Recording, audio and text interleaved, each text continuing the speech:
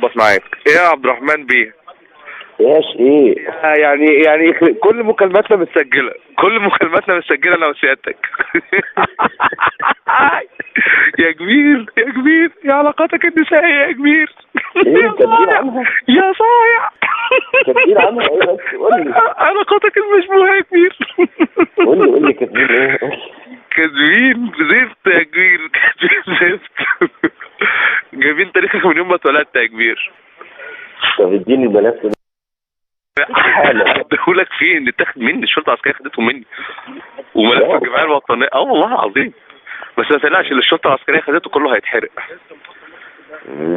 واخد بالك، ما تسلمش للنيابه.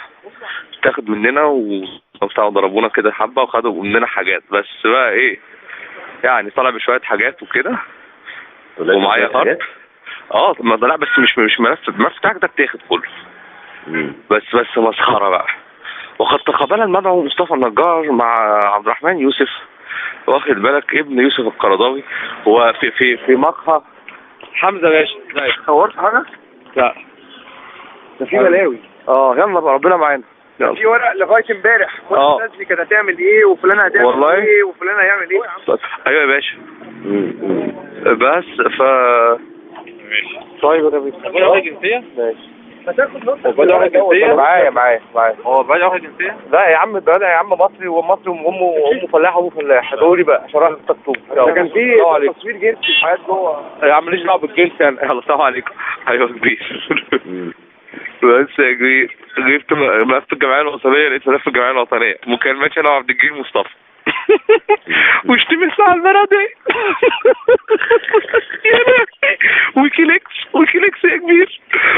بص انت مهما تتخيل مش ايه القصه معاك هتبقى غريبه يعني. ربنا يستر يا كبير. ربنا يستر. احكي لي قول لي. ما انا بقول لك الكلام وعلى علاقات ايه، يقول لك علاقات نسائيه بنساء مشبوهات في مصر الجديده ومدينه نصر. واعتاد مش عارف ايه، وقصص كده وسهرات مش عارف ايه، يعني قصص كده. وايه بقى، وكاتبينه ان هو ليس له اتجاه اسلامي، بل وهو منحرف الخلق. يا كبير، كان لازم تبقى معايا بجد. انا مش قادر اوقف نفسي من الضحك يعني. بص انا مش قادر. يا لهوي يا كبير، يا لهوي. لا ده انا بكره لازم اطلع اعمل حلقه مع منى الشاذلي. ومعايا ملف منى. انت خدت حاجه معاك؟ ايوه خدت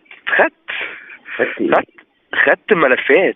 خدت ملفات ورق ناس، واخد بالك، ملفات ويعني في حاجات هربناها، وخدنا 4 هاردات كمبيوتر، واخد بالك، بس وفلتنا بيهم.